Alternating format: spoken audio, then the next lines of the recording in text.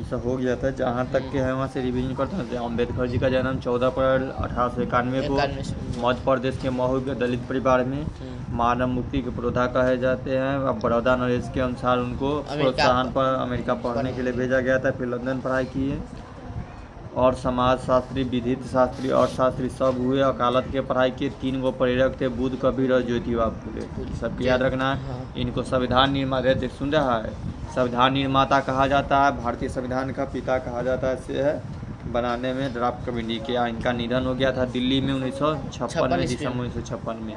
इनके बहुत सारा किताब है और भाषण, जिसमें से the caste in India their mechanism इनका किताब है।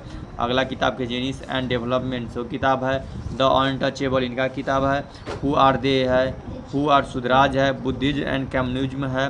बुद्धा एंड हिज धम्मा ये किताब है। थॉट्स एंड एलिगुटिस स्टेटस किताब का नाम है। The rise and fall the Hindu women किताब का नाम एलिएशन ऑफ कास्ट। इतना सब किताब है इनका।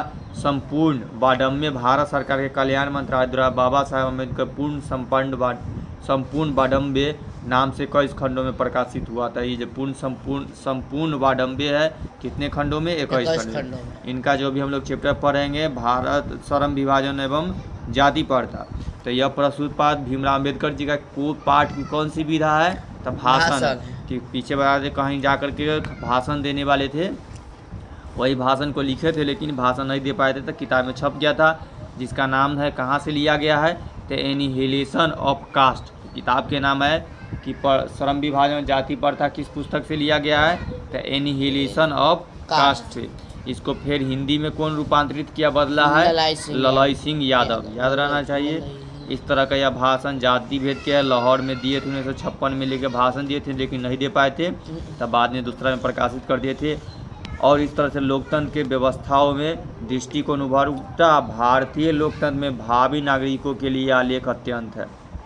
इनमें से कुछ यहाँ पढ़ लिए थे कि कार्य कुशलता के लिए कहा गया था कि जो व्यक्ति जिसमें जन्म है सब दबाव दिया जाता कि वही करे, उसको रुचि हो या ना हो, उसको रुचि के आधारित कोई काम नहीं। कुशल श्रम समाज का निर्माण करने के लिए आवश्यक है कि हम व्यक्तियों की क्षमता का इस समय विकसित करें। कहे थे कि व्यक्तियों के क्षमता को विकसित करें। जैसे में यहाँ तक कि हो गया था कि व्यक्तियों को गर्भ धारण के समय से ही मनुष्य का पेशा निर्धारित कर दिया जाता है कि जैसे कुम्हार के घर में जन्म होने वाला है तो पहले निर्धारित कर गया कि वो कुम्हार वाला बर्तन बनाएगा। जाति प्रथा पेशे का दोषपूर्ण पूर्व निर्धारण ही नहीं करती बल्कि मनुष्य को जीवन भर के लिए एक पेशे में बांध भी देती है। तो कोई भी अगर जाति प्रथा वाला अनुसार से काम कर रहा है तो एगो दोषपूर्ण निर्धारण है, बल्कि वो मनुष्य को जीवन भर के लिए एक ही पेशा में बांध देता है। अगर कोई व्यक्ति दूसरा पेशा कर रहा है तभी कोई काम कर रहा है, मन करे तो दूसरा बदल सकता है। अच्छा अगर लाभ हो रहा है तो, या काम करने में मन न कर रहा है जैसे, लेकिन अगर जाति प्रथा वाला काम पर बैठो, अगर जाति वाला काम कर रहा है तो वो नहीं ये पर बैठो तो वो वही जाति का काम में बंध जाता है, जीवन भर के तक के वही काम करेगा। नाई का काम है तो पूरा टाइम उसको वही करना, मन है तो बदल नहीं सकता है जाति प्रथा के अनुसार। अनुपयुक्त या अपर्याप्त होने के कारण वह भूखे मर जाए। अगर वह अच्छा से उपयुक्त नहीं हो रहा है, कोई काम कर रहा है उसमें वह अच्छा से पैसा कमाई न हो रहा है और अपर्याप्त धन मिल रहा है जिसके कारण वह भूखे भी मर जाए, लेकिन आधुनिक में यह स्थिति प्राय आती है और जिसके वजह से वो अगर वो पेशा में है तो वो भले मर ही क्यों न जाए उसको वही करते रहे, क्योंकि औद्योगिक धंधों की प्रक्रिया एवं तकनीकी में निरंतर विकास और कभी कभी आक्रामकता परिवर्तन होते रहता है। क्योंकि अगर कोई भी काम कर रहा है तो कभी व्यक्ति को वो काम में लाभ होता है तो कभी लंबा समय तक के हानि होते जाता है। अगर किसी को कोई लंबा हानि होता है, आकस्मिक परिवर्तन आता है तो लोग बदल सकता है, लेकिन जाति प्रथा में नहीं बदलेगा जिसके कारण से वो भूख मरेगा, जिसके कारण मनुष्य को अपना पेशा बदलने की आवश्यकता पड़ सकती है। और आकस्मिकता परिवर्तन यानी कि अगर कोई दिक्कत से कोई परिवर्तन आ गया, वो काम कर रहा है, कितना का सुना होगा कि कोई काम बहुत दिन से कर रहा था, कोई दिक्कत की वजह से वो काम छोड़ के दूसरा काम कर रहा है, तो आकस्मिकता परिवर्तन के कारण मनुष्य को अपना पेशा बदलने की आवश्यकता पड़ सकती है। और यदि प्रतिकूल परिस्थिति में भी मनुष्य को अपना पेशा बदलने की स्वतंत्रता न हो तो इसके लिए भूखे मरने के अलावा क्या चारा हो सकता है। अगर इस स्थिति में कोई जाति प्रथा के अनुसार से काम कर रहा है, पेशा बदलने की कोई स्थिति न है, जे काम कर रहा है वही करो, कोई भी स्थिति न है, तो इसके अलावा मरने के अलावा कोई चारा न है। हिंदू धर्म की जाति प्रथा किसी व्यक्ति को एक ऐसा पेशा चुनने को अनुमति नहीं देती है। हिंदी धर्म में जो जाति प्रथा बना हुआ, अभी तक कोई भी कोई कर सकता है, लेकिन थोड़ा समय पीछे या कभी अभी भी बहुत सारे जगहों पर है, जैसे वो दिन कहानी बता दिए थे। तो हिंदू धर्म में जितना जाति भेद बना हुआ है, यही जाति प्रथा के अनुसार से व्यक्तियों को जो पेशा चुनने की अनुमति देती है कि तुम अपने ही अनुसार से, जो तुम्हारा जाति है उसी अनुसार से अपना पेशा चुनो, काम करो। जो उसका पैतृक पेशा न हो, भले हुआ उसमें परंपरागत हो, और पैतृक पेशा न हो बस उसमें परंपरागत हो।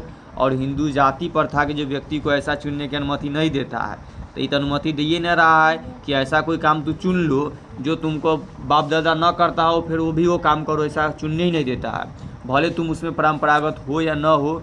इस प्रकार पेशा परिवर्तन की अनुमति न देकर जाति प्रथा में बेरोजगारी का एक प्रमुख एवं प्रत्यक्ष कारण बनी हुई। तो बार बार पूछेगा, क्वेश्चन पीछे है कि जाति प्रथा भारत में बेरोजगारी का एक प्रमुख एवं प्रत्यक्ष कारण बनी हुई है, क्यों बनी हुई? तो ये हमको आंसर लिखना होता है कि भारत में जाति प्रथा बहुत बड़ा यानी कि प्रत्यक्ष एवं प्रमुख कारण बनी हुई है, क्योंकि हिंदी धर्म में जाति प्रथा के अनुसार से काम करने के चुना जाता है। जो व्यक्ति जिस जाति का है वही काम करेगा, भले उसमें लाभ हो या हानि हो, मरण जीवन हो, उसी को काम करना पड़ेगा। हिंदू धर्म में जाति के अलावा दूसरा धर्म के में जाति के अनुसार से दूसरा काम चुनने का, पेशा चुनने का अनुमति नहीं है, भले वो पैतृक में रहे या न हो। आगे इस प्रकार हम देखते हैं कि श्रम विभाजन की दृष्टि से भी जाति प्रथा गंभीर दोष से युक्त है। ठीक, तो इस तरह से श्रम विभाजन, श्रम यानी कि कामों का जो विभाजन किया गया है जाति के अनुसार से गंभीर, जाति प्रथा का श्रम विभाजन मनुष्य की स्वेच्छा पर निर्भर नहीं करता है, और जाति प्रथा के जितना काम है मनुष्य के स्वेच्छा यानी कि अपनी इच्छा से उसके काम पर निर्भर नहीं करता है। मनुष्य के व्यक्तिगत भावना तथा व्यक्तिगत रुचि का इसमें कोई स्थान अथवा महत्व नहीं रहता है, और मनुष्य के व्यक्तिगत भावना जो हुआ सु तथा व्यक्तिगत रुचि का इसमें कोई स्थान महत्व नहीं रखता है कि कोई काम कर रहा है तो उसका जो अपना रुचि है वो काम करने से कोई महत्व नहीं, उसको महत्व, उसको रुचि हो या न हो, उसको कहीं चीज़ चलाना है ज़िंदगी से तो चलाना ही है, वही काम करते रहेगा, उसको कोई महत्व नहीं है अपना का। इस आधार पर हमें यह स्वीकार करना पड़ेगा कि आज के उद्योगों में गरीबी और उत्पीड़न इतनी बड़ी समस्या नहीं जितनी यह बहुत से लोग निर्धारित कार्य को अभिरुचि के साथ केवल व्यवस्था से करते हैं। तो कह रहा है कि लोगों में जितना गरीबी है, उत्पीड़न हो रहा है, यह बड़ी समस्या नहीं है जितना बड़ा समस्या कामों को निर्धारण करने कि निर्धारित कार्य को करने में और रुचि के साथ केवल व्यवस्था करते हैं, तो काम न है फिर भी विवश होकर के मजबूरी में वो काम कर ही रहे हैं। ऐसे स्थिति में स्वभाव मनुष्य को दुर्भावना से ग्रस्त रहकर टालू काम करने और कम काम करने के लिए प्रेरित करते हैं। अगर कोई व्यक्ति को काम पसंद न है तो ऐसा में उसका स्वभाव क्या बन जाता है कि मनुष्य को दुर्भावना से ग्रस्त रह करके टालू काम, कि बार बार काम को टालते रहेगा, जे काम करे के मन न है उसको करना पड़ रहा है तो उसको टालते रहेगा। अगर बहुते काम करना है तो ओकरा में से कम में काम करेगा, और जे आदमी के जे काम करे में मन लगता है ओकरा अगर देगा आदमी को 4 गो काम तो 6 गो काम करेगा। जे काम में मन लग रहा है, जे काम करे में मन न लगा टालेगा, रहेगा 10 गो काम करे के तो उसमें अधिक काम करेंगे 5, यानी कि कम करने में प्रेरित। ऐसी स्थिति में जहाँ काम करने वालों का न दिल लगता हो न दिमाग, कोई कुशलता कैसे प्राप्त की जा सकती है? जे व्यक्ति में कोई के कम दिल दिमाग लगबे न करेगा, वो अच्छा से वो काम करबे न करेगा तो और अच्छा माहिर कैसे बनेगा, तो कोई कुशलता कैसे प्राप्त कर सकता है? अतः यह निर्विवाद रूप से सिद्ध हो जाता है कि आर्थिक पहलू से भी जाति प्रथा हानिकारक प्रथा है। तो इसलिए लेखक लिखते हैं, भीमराव अम्बेडकर भाषण देते तो में कि जो ये जाति प्रथा है ये निर्वाद रूप से सिद्ध हो जाता है कि जाति प्रथा एक हानिकारक प्रथा है। ठीक ना, कि कोई व्यक्ति कोई काम करने का मन न है फिर भी वो कर रहा है, क्योंकि यह मनुष्य की स्वाभाविक प्रेरणा, रुचि एवं आत्मशक्ति को दबाकर उन्हें अस्वाभाविक नियमों को जकड़ कर निष्क्रिय बना देता है। क्योंकि मनुष्य के स्वाभाविक प्रेरणा को, रुचि को, आत्मशक्ति को दबा देता है। जो उसका समय रुचि था उसको हटा करके दबा करके उन्हें अस्वाभाविक नियमों उसमें जड़ करके निष्क्रिय बना देता है। उसमें पकड़ करके वो काम करने का मन है फिर भी कर रहा है तो इसको निष्क्रिय बनाते चल रहा है। अब मैं समस्या के रचनात्मक पहलू को लेता हूँ। अब उसके बाद फिर भीमराव अम्बेडकर भाषण में देते हैं कि जो समस्या है उसको रचनात्मक पहलू से, कि मेरे द्वारा जाति प्रथा की आलोचना सुनकर आप लोग मुझे यह प्रश्न पूछना चाहेंगे कि यदि मैं जातियों का विरोधी हूँ तो फिर मेरी दृष्टि में आदर्श समाज क्या है। पूछेगा फिर आदर्श समाज क्या है, तो जवाब देना है। तब आगे लेखक उतना दूर तक पूरा जाति प्रथा पर पूरा भाषण दे दिए। तो अब कहते हैं कि अगर मेरे जाति प्रथा का जितना भाषण सुने हैं तो आप लोग मेरे से प्रश्न पूछेंगे कि आखिर कौन सा आदर्श समाज है। तो कहते हैं कि मेरा उत्तर होगा कि आदर्श समाज स्वतंत्रता, समता, भातृत्व पर आधारित होना चाहिए। आदर्श समाज कैसा होना चाहिए? स्वतंत्रता वाला होना चाहिए, उसमें समता रहना चाहिए, उसमें भातृत्व पर रहना चाहिए, आधारित रहना चाहिए। क्या यह ठीक नहीं है कि भातृत्व अर्थात भाईचारे में भी किसी को आपत्ति हो सकती है? भातृत्व का यानी कि भाईचारा वाला हो, समता यानी कि सबको काम करने की समानता रहे, स्वतंत्रता रहे मतलब कि सबको वो काम करने के फ्री है, अब तू स्वतंत्र है, कोई काम कर सकता, जैसे अभी कोई भी व्यक्ति कोई काम शुरू कर सकता है। तो यही बोले कि भाईचारे में कोई की आपत्ति नहीं हो सकता है। किसी भी आदर्श समाज में इतनी गतिशील होनी ही चाहिए कि कोई भी व्यक्ति, कोई वंचित परिवर्तन समाज के एक छोर से दूसरे छोर तक संचारित हो सके। तो कह रहे हैं कि इतना तो होना ही चाहिए कि समाज में एक छोर से दूसरे छोर तक के संचालित सभी कामों को होना चाहिए। ऐसे समाज के बहुविधि हितों में सबका भाग होना चाहिए। और ऐसे अगर कोई हम लोग अगल बगल में समाज बनाए और उसमें सबका हित होना चाहिए, सबका भाग होना चाहिए तथा सबको उनकी रक्षा के प्रति सजग रहना चाहिए। और ऐसे में समाज में सभी व्यक्तियों को इस तरह के सजग रहना चाहिए। सामाजिक जीवन में अबाध संपर्क के अनेक साधन एवं अवसर उपलब्ध करने चाहिए। और जितने भी सामाजिक जीवन है उसमें जितना भी संपर्क बना उसके साधन जो हुआ कि कोई करने का साधन है, अवसर उपलब्ध करने चाहिए। तात्पर्य यह है कि दूध पानी के मिश्रण की तरह भाईचारे का भी यही वास्तविक रूप है। तो जैसे दूध पानी मिल जाने पर सेम हो जाता है, वैसे ही हमारे बगल का जो मिश्रण होना चाहिए वो भाईचारे का ही वास्तविक रूप होना चाहिए।